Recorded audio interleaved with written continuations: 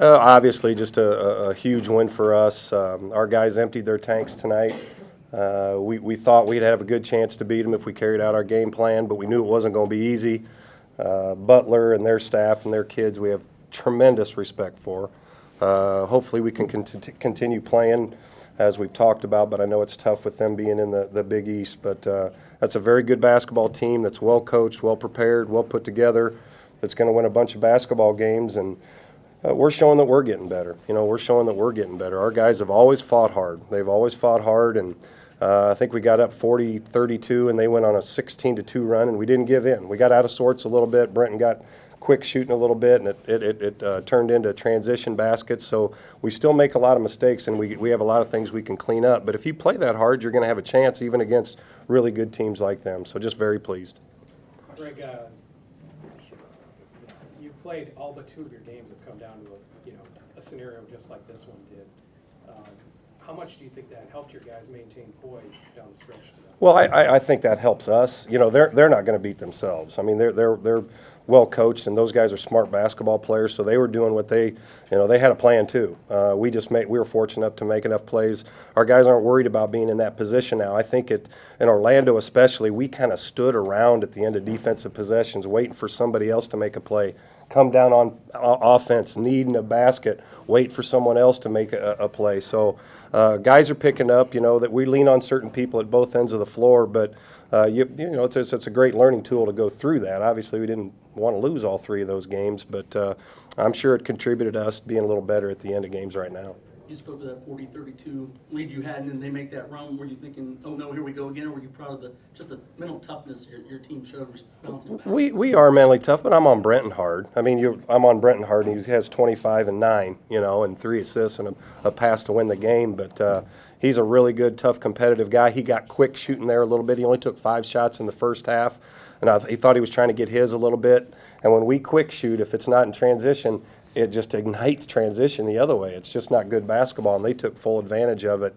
But got us in the huddle, got calmed down, and the guys played the right way the rest of the way and did enough to win at both ends. The faith that his teammates showed in Matt Van Soik after he went through a bit of a slump a couple weeks ago. He did play well up at Utah State, but certainly they were feeding him the ball, and he was, maybe obviously the benefit was there.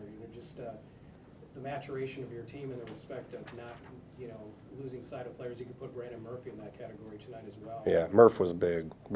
And guys believe in Matt, and we're really good. We were really good last year when Matt and Niels made shots, but you have to make the extra pass. Matt, I think I talked to you yesterday about it, Todd, that if his first one is really contested and he barely misses it, then it affects him.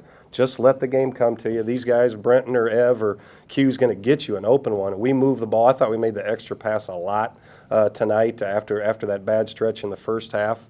And Matt's huge. Matt plays so hard. There's nobody that cares more, nobody that plays harder. Even if he's going to miss a shot here and there, he is absolutely doing everything he can at both ends of the floor for us. And the guys respect that. And he's a voice in our huddle. And I'm really happy with Murph the contributions he made, going in there and battling Weideman and getting double-digit rebounds. So really proud of the seniors with their leadership, and really proud of Murph and Brenton as well. Coach, go ahead. How were you able to out-rebound them so dominantly? Oh, I don't know about dominant. Yeah, I guess it was 8. They had 5 offensive rebounds in a stretch right there in the first half, and only ended with 9. We got to go hit people. Our big guys have been blocking out and doing a good job. Murph's a load down there. TJ and Amandre, the same thing. But where we were getting hurt, as good a rebounder as Ev is, those 3 weren't blocking out, and Brenton's probably the worst culprit. But Brenton still gets 9 rebounds. So they were hitting guys tonight, then go getting it. A lot of times guards are getting back, so when their guard's leaving, they got to go double team Weideman or on the block out, so do those things. We're making it more of an emphasis. I'm not a good rebounding coach. I'm just not. I try not to beat up guys on doing that in practice, but we try to make it more of an emphasis. We talk about it, and the guys are listening. Our defense in the half court's pretty good, so if we can limit second shots, it'll really help us. When Butler was sending 2 defenders at Brenton's just seemed to really love that. I mean, he was, just. He's hard-headed.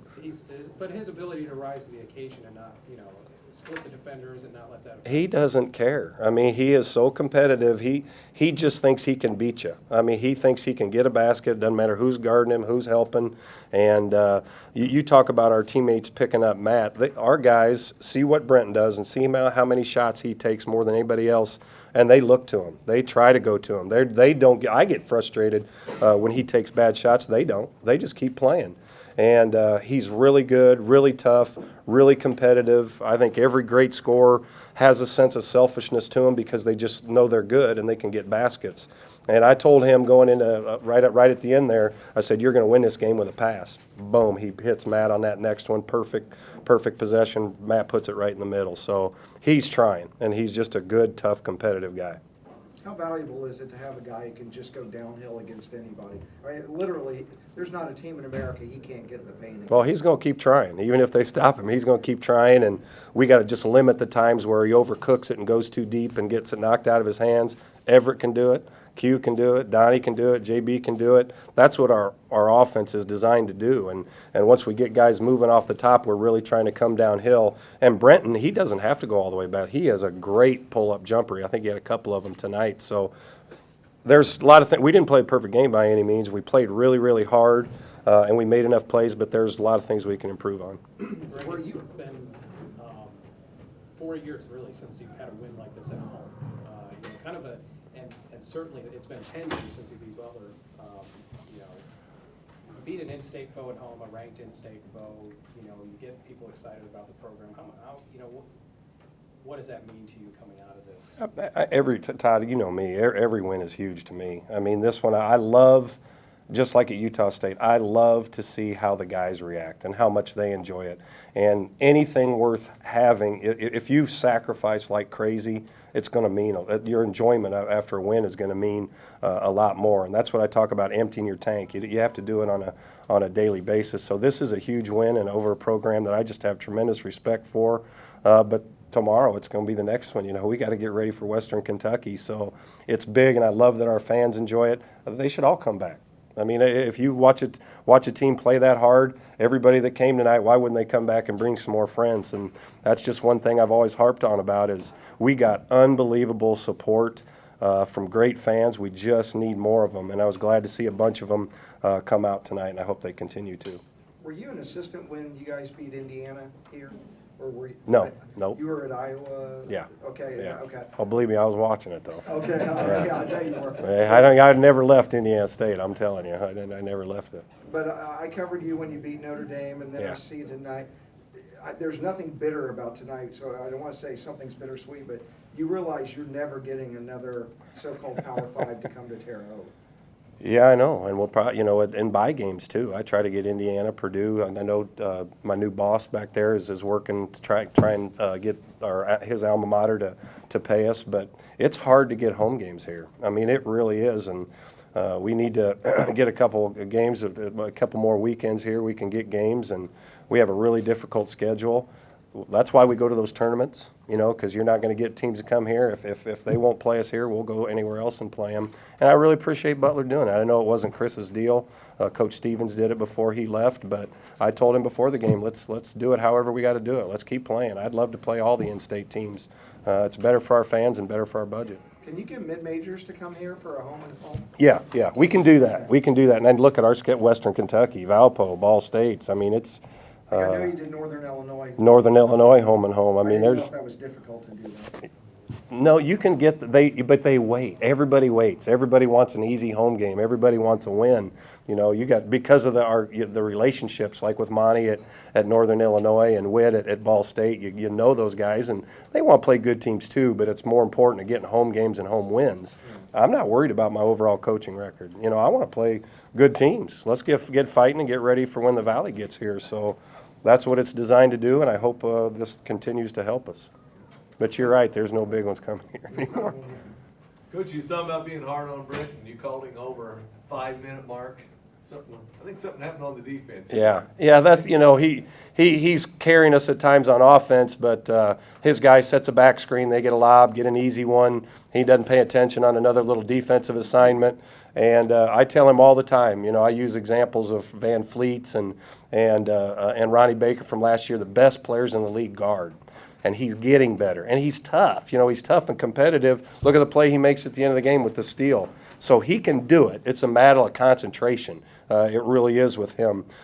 He's so either upset about what happened on offense or happy that he got a bucket that he'll go down there and not be locked in and concentrate like he needs to, but he's getting better with it. Yeah, I called him over and I talked to him about a couple things.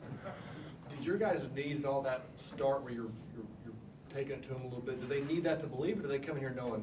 No, I think they believe. I think they're good. I think they know they're good. I don't know how good they think they are, but I know they think they can contend with anybody and beat anybody. And this is just, this is just one game here. You know, we have a long season ahead. We're not even to Christmas. We haven't played a Missouri Valley opponent yet.